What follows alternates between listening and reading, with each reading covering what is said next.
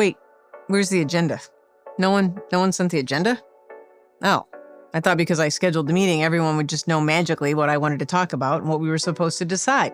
Welcome to the wonderful world of the mildly incompetent boss.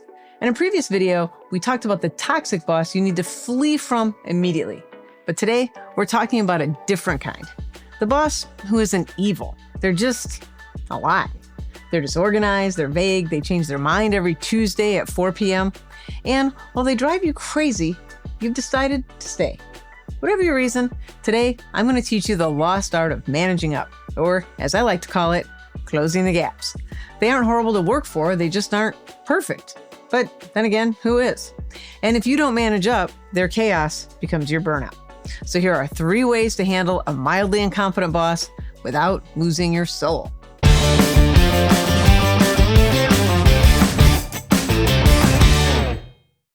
Strategy number 1, the paper trail. They tell you to go left on Monday. On Thursday, they ask you why you didn't go right. Instead of screaming, you become the chief documentation officer. After every verbal conversation, you send a recap email. This isn't about being passive-aggressive. It is about realizing that all of us have a lot on our plates. Things often get lost in translation, and sometimes we just don't flat out remember the decision we made or even why we made it. This little step is about clarity, protection, and professionalism.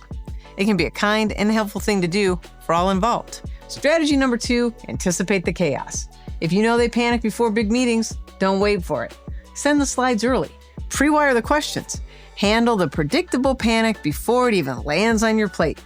This is about knowing what your boss needs, sometimes even before they do.